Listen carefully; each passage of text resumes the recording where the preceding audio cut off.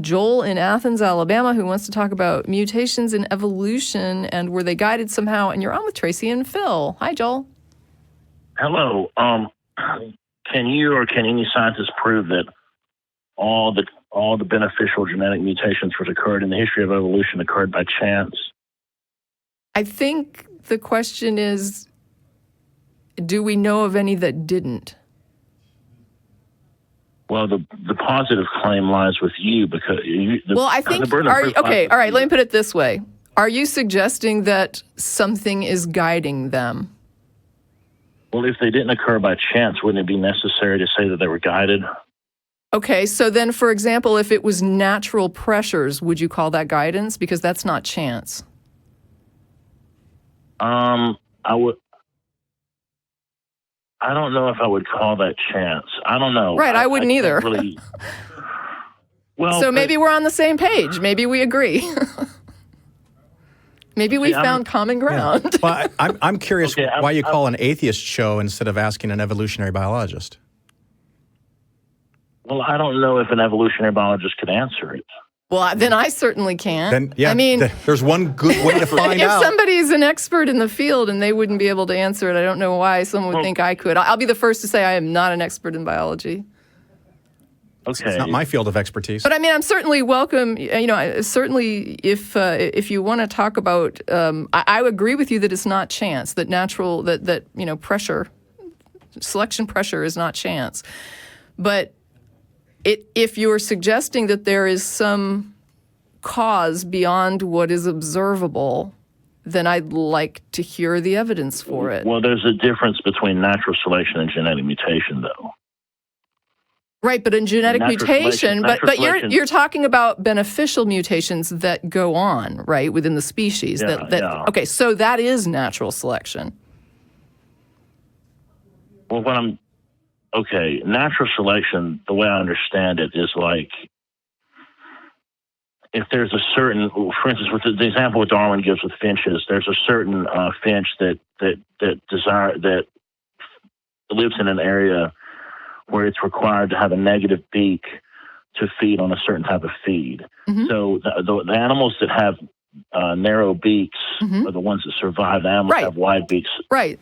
So if a bird is born, yes, because what happens is if a bird is born that has something leaning more toward that type of beak, if that type of beak is not amenable to helping it feed, then that mutation will die out, right? If it's negatively correlated to being able to eat.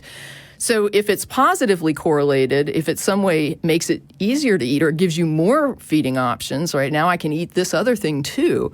And I have a broader range of things I can eat than the other birds, that would be a positive, like you said, a beneficial mutation. And because of selection pressures, right, how much much diversity in your diet there is definitely a plus, right? The less things you can eat, the less you are likely to survive. Okay, but what I'm asking about are the leaps in evolution, for instance. Right, but they will die out. What I'm saying is if nature doesn't support them, then they're not beneficial. In order for them to be beneficial... But that doesn't account for all of evolution, though. I'm not saying that it does. I'm saying that natural selection plays in even... Like after a mutation occurs, whether or not it's beneficial is determined by natural selection. Yeah. Okay. By selection pressure, I guess I should call it. Okay, here's an example of what I'm talking about. Michael J. Behe, in his book, Darwin's Black Box, gives the example of flagella on, like, say, a sperm. It has a flagella. And he says he claims that no one can really account for how that evolved. Yeah, Behe is a bad example to use. Even the university that employs him has put up a disclaimer. I mean, if I were you, if you're looking at Behe, you need to look at the responses that already exist to Behe, which are numerous.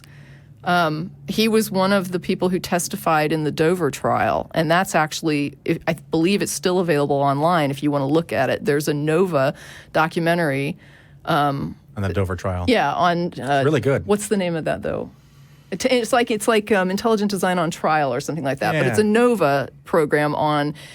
intelligent design, and when the Dover trial occurred, and Behe was there testifying, and he used a lot of his work, and this was shot down And I got to meet that judge who decided that, and he was an evangelical I watched Christian. some of that, but I don't think anyone has ever demonstrated how a flagella could have evolved, because it has. This is just like the eye. This is just like the eye thing, right? That like part of an eye is better than no eye at all. If you can differentiate dark from light, you're doing better than something that can't. Yeah. And even if no one has ever proven a particular little thing and how it evolved, doesn't mean God done it. Well, I know it doesn't mean God done it, but, cool. but there's so many millions of these. How could they all occur in 13 billion years instead of? I mean, according to William Lane Craig, it would have taken trillions of years to all be. Have you been reading like anybody that wasn't an apologist for this stuff, right? Like that somebody that's not an apologist for intelligent design. I watched the debates. I mean, and I'm not. I'm like talking about research, right? Like people in like their peers responding to this in the research.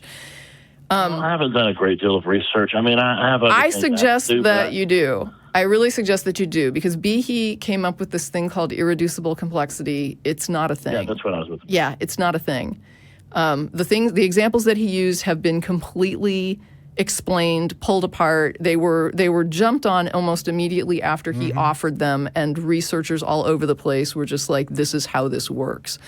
Well, you make that claim, but you haven't offered any examples. I mean, you haven't. Right, because I'm not a biologist, but I am telling you, and I'm telling anybody else that's interested in looking into it, to look at Behe's claims about irreducible complexity. Well, you're telling me to do the research, but yes, I am. That's what we are. I am. Because we're not evolutionary biologists. Because what I'm telling you, tell me how the flagella evolved. All right, but here's the thing: I'm telling you that there are biologists who explain this, and that information is available to you. I am also willing to admit that I do not have the encyclopedic memory of the biology research in my head, because I'm not a biologist. In the audience, when I get to situations like this, wow. I wonder, do you want to know the answer? Well, wait. No, he doesn't want to know the answer. He'd be talking to biologists, right? That's a rhetorical question. So but when he says you can't answer it, here's the thing, though. You just said maybe there's someone in the audience. So what I'm going to do is ask you to post this at the blog, right? Because the blog is for the show, and we have a blog set up, a blog entry right now at our blog at Free Thought. What is it? Free Thought Blog. Let me pull it up. It's freethoughtblogs.com/AXP. And if you go there and post, there is actually a post for this show, like the show that you're watching right now with me and Phil, and it'll say Tracy and Phil, and it'll give the show number. And if you go and you post there, URL? I mean, where is this on the internet? It's called freethoughtblogs.com/AXP, and you can put your questions there, because you basically said, can you ask the audience? I don't know who's in our audience today, but also they're behind glass, so I can't ask the audience. Okay. But the blog has a lot of the regular viewers, and they would be happy to give you the links to what I'm talking about. Also, Talk Origins. I was just going to say Talk Origins is a really good website. I have a link to Talk Origins that's at this show site. I always put their link. All assuming you want the answer. Yeah, I mean, that's what it's about. Answer. Why would I call? That is a good question. No, what he's saying, I think what Phil is saying is, if you wanted the answer, you'd be talking to biologists, not to us, because we're not the people. We aren't the people that put forward the theory of evolution. And frankly, what Phil is trying to say earlier, let's say that I woke up tomorrow and evolution fell apart. It wasn't correct. Everything we thought we were doing with artificial selection, what we thought we were doing with dog breeding, is working an entirely different way than we believed, and evolution is just completely decimated in tomorrow morning. It still doesn't have anything to do with a God. It still does nothing. Well, no, not directly, but not even indirectly. Not even. You'd have to demonstrate a God exists in order to say that the God was causing anything to do with how species emerged. Because for me, it's like, if you want to know the answer, ask an expert. I agree. If you want to prove that I don't know everything about evolution, congratulations. You have now done so. Yeah. Okay. Well, I have an argument for God's existence that you probably never heard. Well, why didn't you start with that? Because it's an old.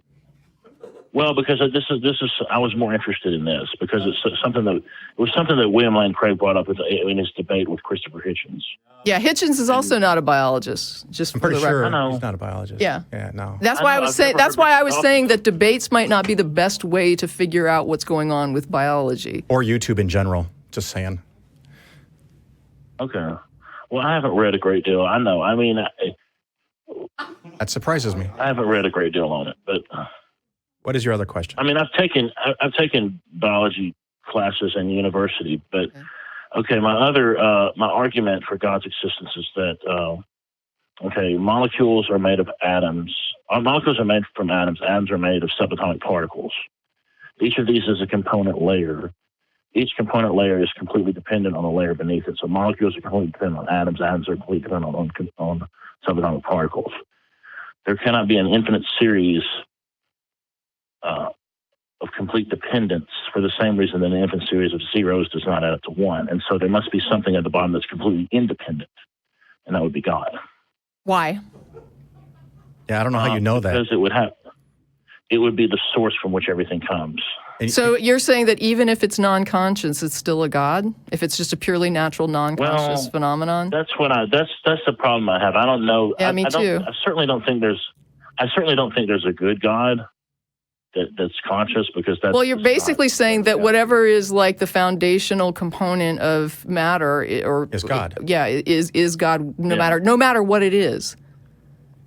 And it's like, well, I don't think most people would accept that that's a God. Okay. First time I've ever heard that definition for God. Well, I mean, there's people that have put things like that out there, like the universe is God, or... And then just call it the universe. Yeah.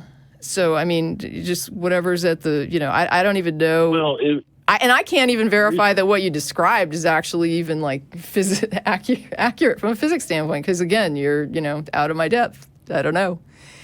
But I do know that if it's going to be any sort of a God that has ever been put forward that I'm aware of, that God has to be demonstrated in order for anybody to say that it's like causing matter to exist or to act a certain way. The problem with that is you have to demonstrate that something is conscious outside other than a brain. Yeah, that is a problem. That's a big problem. That's not really going to happen. I mean... Yeah, I don't think so either. I agree. I mean, I'm open to to it being demonstrated, but I'm not hopeful. I'm not holding out much hope. But I'm happy to admit if I'm wrong.